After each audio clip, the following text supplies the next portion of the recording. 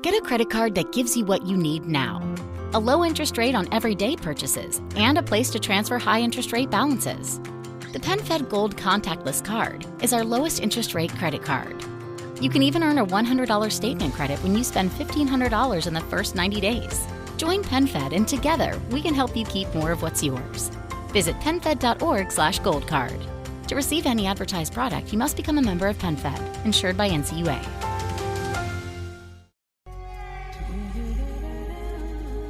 The Cricket Badger Podcast IPL Daily, in association with Moonrise Cricket, Indian Premier League 2020 13th edition. Every day, every game, every spill, every thrill, every triumph, all the way to the IPL trophy.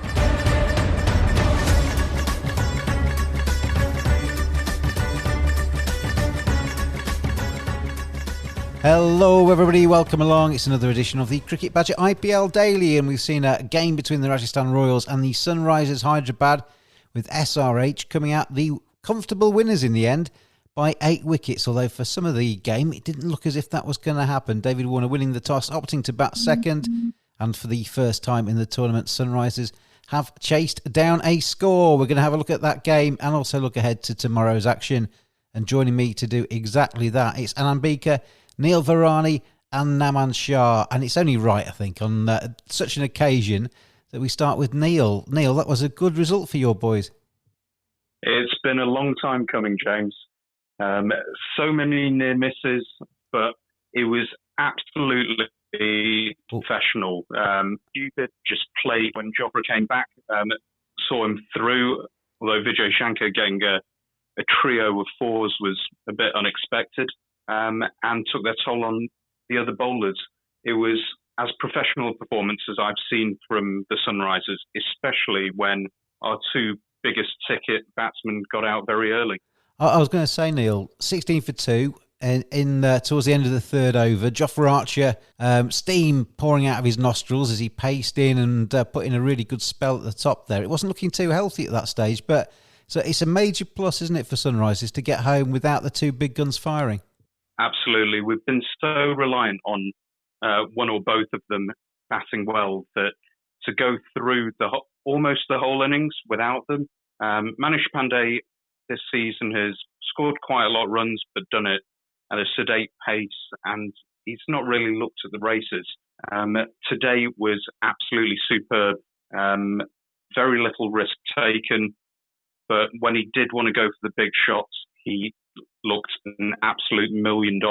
It was beautiful watching his 6 hitting today. Yeah, those two, Manish Pandey and Shankar, putting on 140 for the third wicket there to steer Sunrisers home at a canter in the end. Pandey making 83, Shankar making 52. And Anand, though, just to go back to the Rajasthan Royals, the star of their bowling attack all the way through this campaign has been Jofra Archer.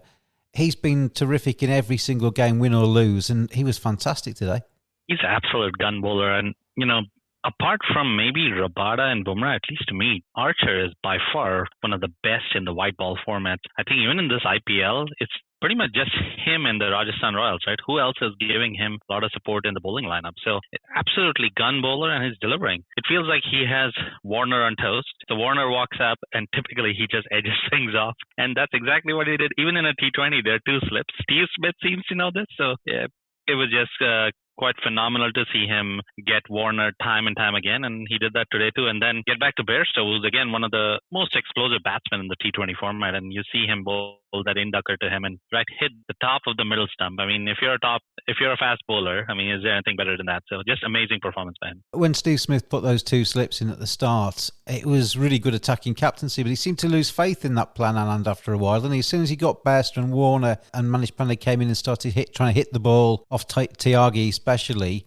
Steve Smith reverted to being a little bit more defensive, and it almost handed the initiative back to SRH. I think that's why I wonder whether a third over of Archer would have made sense. But, obviously as a captain, Steve's got to figure out what his resources are. And again, apart from Archer, who else does he have? So it's, in hindsight, it certainly makes sense that he held back Archer, got rid of the slips. And also we saw Pandey pretty much took a liking to Tyagi, right? So Tyagi is this 19-year-old kid who's playing his first IPL. Felt a little sad for him, but Pandey, man, he was just nailing it. So I guess those decisions in hindsight you could probably go and nitpick on, but probably a tough one for Steve right there.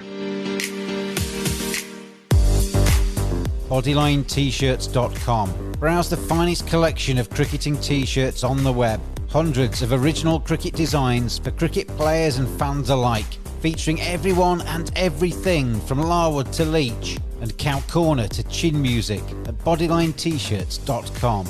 And you can get 10% off your first order using the code BADGER at checkout. BodylineTshirts.com. T-shirts for the discerning cricket fan.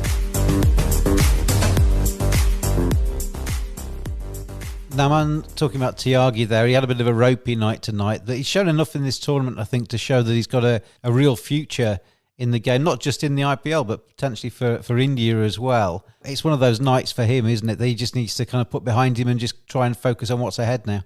Pretty much, James. This is going to be a long learning journey for him, and bowling alongside Jofra Archer, it's a dream come true, and he's only going to improve from here on. And to be honest, Manish Pandey was absolutely brilliant today. He was there to express something. He was looking angry, and the shots he has played, it was just exceptional to see him, and he was putting some message out there.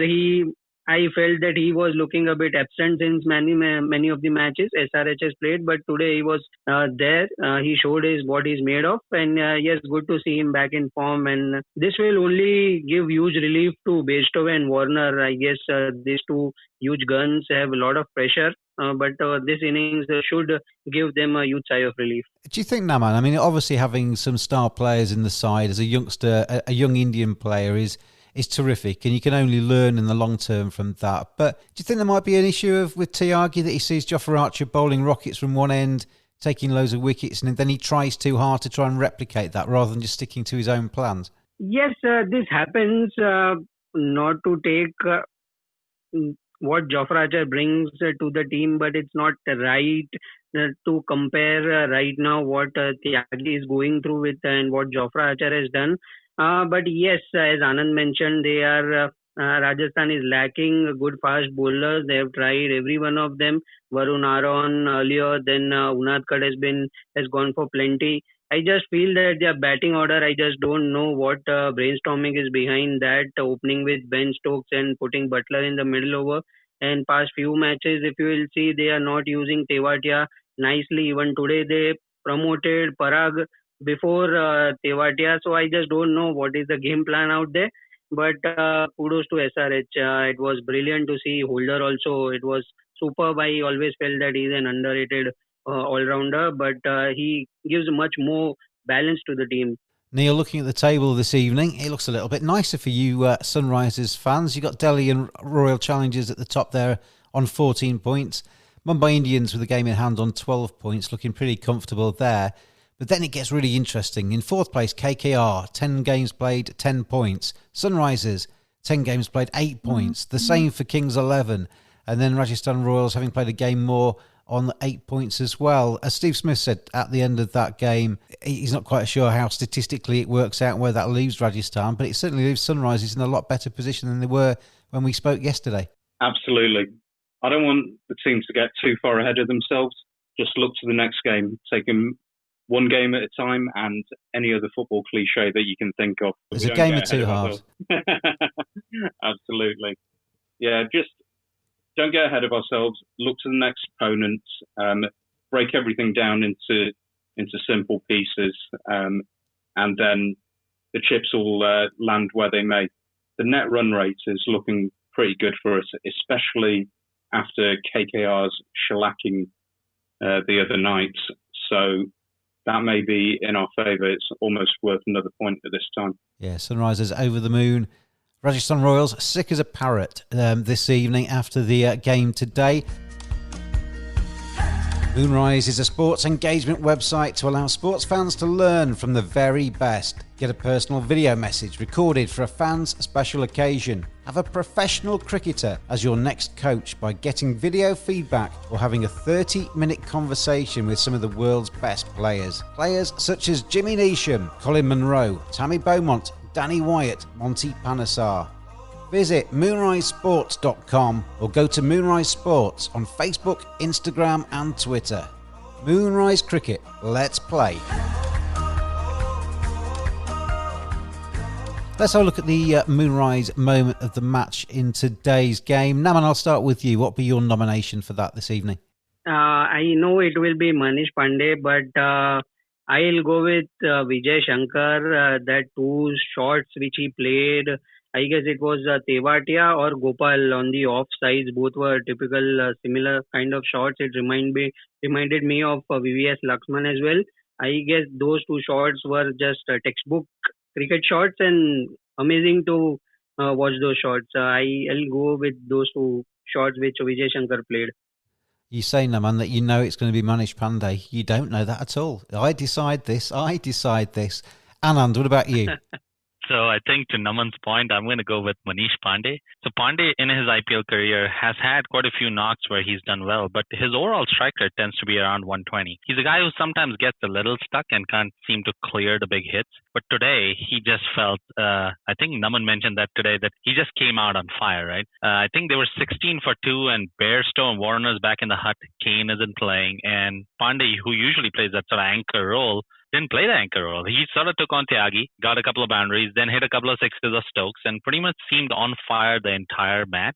So to me, it has to be Manish Pandey just because of the impact he had in the match. He made what seemed like a tricky total, a very easy victory in the end. And it was really good from him, wasn't it? Because he knew that if he could get ahead of the run rate, it would make it easy. He more than got ahead of the run rate. He just controlled that chase and some. Neil, your Moonrise moment of the game today. I think it's a choice between two. There were two players who just seemed head and shoulders above everyone else.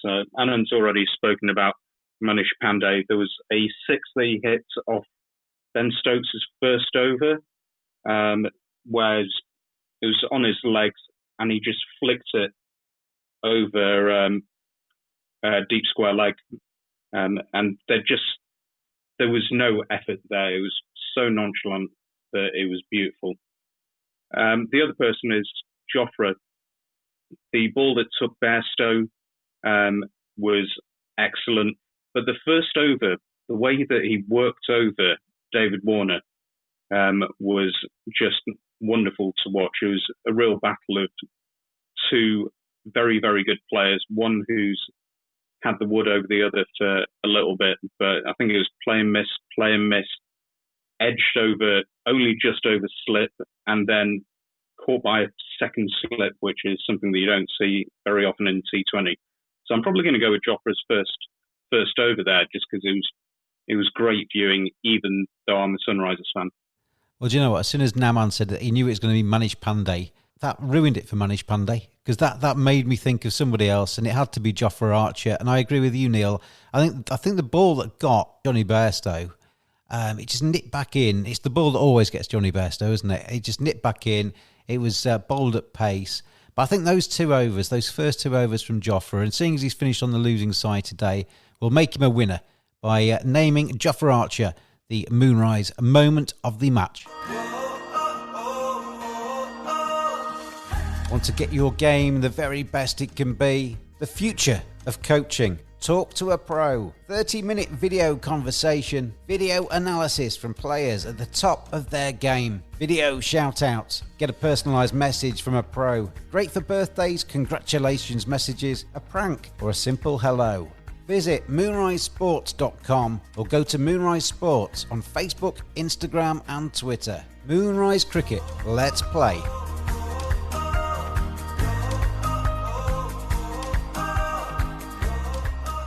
Right then, chaps, let's have a look ahead to tomorrow. And it's a mouth-watering encounter, isn't it? Mumbai Indians taking on the Chennai Super Kings. It's the two old stages of the competition. It's the two most successful sides. 4 IPLs for Mumbai Indians, 3 for Chennai Super Kings. But they've got to this stage, match number 41 of this tournament, by very, very different routes indeed. CSK won their opening game against Mumbai Indians, the opening game of the tournament. And after that, you just thought it was business as usual. But CSK have gone downhill, basically bags back next to the exit door as we speak. Mumbai Indians have gone from strength to strength. And Anand, you come into this game, I guess, with a lot more confidence than you maybe started the first game of the tournament. Yeah, certainly, you feel really good about Mumbai Indians. However, in the last couple of days, there have been some murmurs coming out. Now, these are rumors, so certainly not substantiated. Mumbai Indians have not said much about this, but there have been some rumors about injuries within the Mumbai Indians camp. And it looks like, I would suspect that Ishan Kishan probably doesn't play just based on his reaction with that hammy injury that he showed in the last game. But there are some rumors that Rohit may not play. So not sure whether that's actually going to happen or not, but certainly could have a bit of an impact on the match. And if Rohit doesn't play, who captains the side? Would it be Pollard? Yeah, I think it's easy. It has to be Pollard, right? He does the West Indies captaincy. He's got a lot of experience. Did that as well in the CPL. So it has to be Pollard if Rohit doesn't play. And Pollard knows, he's been in the franchise for years now. And so he knows everybody very well. So I think, it has to be Pollard if Rohit doesn't make it. How much satisfaction would a Mumbai Indians fan take in effectively knocking CSK out of the tournament if they win tomorrow? Well, it'd be great because CSK has been one of the fiercest rivals, right? In a lot of the finals that Mumbai Indians have won, I think the other team has been CSK. So it would be great. But also at that point, you also think for CSK, this is a do-or-die game. And whether they're going to make one last-ditch effort to stay in the competition or not. So it should be interesting, but it would be great to knock them out. Now, I'm coming across to you. I know you're a big MS Dhoni fan. It's an interesting story, CSK. It's given us a lot to talk about, the ageing squad, the fact that they've struggled in this tournament, etc. But it's a sad thing to see, isn't it? MS Dhoni for the first time in his career experiencing being the bottom of the table in the IPL and not making the playoffs. Very much, James, and I am sure that Chennai CSK are failing to read the wickets because every time if you'll see and listen to Dhoni, he's always giving excuses about the pitches that it is playing nicely in the second innings or maybe slow in the first innings. But they have those players in them. You saw like Duplessis also playing good and Ambati, Raidu and all are good players. These are not the excuses to be given at especially at IPL level. And I feel I just don't know why Tahir is not playing. Maybe the highways are nearby to the ground. They fear that he might run to the roadways and might meet with an accident if he takes the wicket. I just don't know why he's not playing. And yes, disappointing, but I only think that Mumbai should not be complacent over here. They should not think about knocking CSK out, but they should rather think of the top two spots. They need to think to just hit over there. They need to be there. And if Anand is right, maybe tomorrow if this Rohit and all are not playing, then I guess it will open the group massively. If CSK wins tomorrow, this is going to be a huge chaos from tomorrow. BodylineTshirts.com. Browse the finest collection of cricketing t-shirts on the web. Hundreds of original cricket designs for cricket players and fans alike, featuring everyone and everything from Larwood to Leach and Cow Corner to chin music at BodylineTshirts.com. And you can get 10% off your first order using the code BADGER at checkout. BodylineTshirts.com. T-shirts for the discerning cricket fan. Anand, would it worry if you did lose tomorrow, if Mumbai Indians did lose? 12 points, I think 14 is probably enough to qualify. Looking at the fact that SRH, KXRP are back on 8 with 4 games to go, I think 14 is probably enough to snaffle 4th place. But you'll be looking higher than that, won't you? A win tomorrow takes you level on points with RCB and DC after the same number of games. A loss tomorrow puts a bit of pressure on in terms of the top 2 positions. Yeah, I certainly think so because as you can see, the pitches are sort of slowing down. I think if you look at the last few matches, when's the last total that we saw about 180? So that sort of makes, I think, matches a little closer. You will have lower totals and matches are getting closer. So it actually makes sense to, keep your foot on the pedal and keep going forward. Most of Mumbai Indians squad seems to be in form. So that should be something that they should be able to do. But, one can never say, and again, got a lot of respect for Dhoni. I think, whatever happens, Dhoni seems to, I think there's definitely going to be a match where Dhoni's going to pull it out. So this certainly could be one, but, hopefully Mumbai Indians, the rumors stay what the rumors are and that doesn't happen and they field a full strength squad and have a great match tomorrow. Neil, I'm going to whisper this question because Naman's on the line and he's a KKR fan, but we saw KKR make 84 for 8 in their 20 overs yesterday, wasn't it? And I just get the feeling with this tournament, as Anand just said, the pitches are going to slow down. I think that's not going to be the lowest score we see. I think we're going to get a couple of quite low scores as the rest of this tournament goes on. Are you on the same wavelength as that? Or do you think we'll just see big scores all the way through? No. The scores are definitely going to come down. I think at the moment we're looking at most of the pitches, even in Sharjah, and people are saying it's a 160 par. It's going to come down further than that, probably to about 140, because they only have 3 pitches, 2 in Sharjah maybe, that they can play on, and they're getting played on so often in rotation that there's no chance for them to recover. So I think by the end of the tournament, we're going to be looking at 140 being a good score, and there are definitely going to be a couple of games where people get shot out for sort of 60 or 70 when everything comes right for one team. And when some teams either get too complacent or are too disheartened by the fact that they're already knocked out, it can go either way. I think, Anand, that the scores will come down. And I think we've seen already, and I think in that KKR game we saw it, that when teams lose early wickets, in the early stages of this competition, batsmen's 3, 4, 5, 6 could carry on, make a 50 and still get the team up to 160, 170, 180, whatever, and a winning total. That's going to be less and less likely now. And the middle order has to start to actually realise the complexities and the situation of the pitch, rather than just go back to week one and try and just hit themselves out of trouble. Yeah, absolutely. And this is where, to your point, where the middle orders really come to fore. If you look at DC, RCB, MI, all 3 of them have very decent middle orders. Even if you lose a couple of wickets early, or maybe a little more than that middle order is fairly strong and fairly tested out. This is where you start wondering what happens to some of the other teams. I think today's game was a great example. Lost 2 quick wickets, but Manish Pandey and Shankar both managed to kind of stabilize and take them forward. So it should be interesting what really happens as we move forward. Things are certainly going to get tight.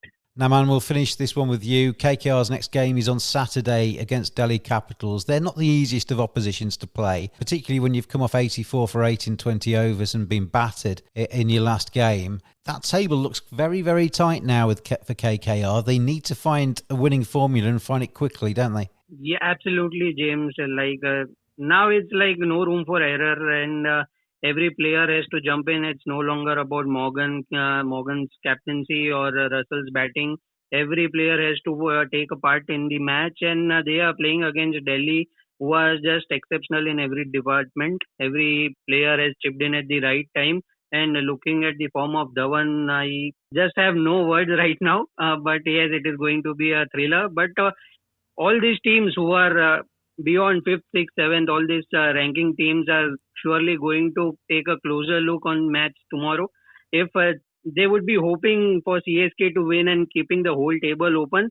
And yes, it's a lot depends on tomorrow's match. And yes, looking forward to KKR's match as well. Well, Naman, you keep your fingers crossed for Saturday. Anand, good luck for your team for tomorrow.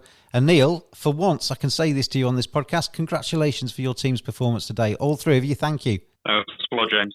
Yeah, James, thank you so much. Cheers, James. And thank you, everybody out there, for listening. Stay tuned, because this IPL is hotting up. We're at the business end now, and these matches are going to get tense. They're going to have a lot on them, and they're going to get no less exciting. Mumbai Indians against CSK tomorrow. I can't wait for that one. We'll talk about that on tomorrow night's show. Join me then on the IPL Daily Podcast. Thanks for listening. Join us every day throughout IPL 2020. Follow us on Twitter at cricket_badger. Join in the fun. We'll see you again tomorrow.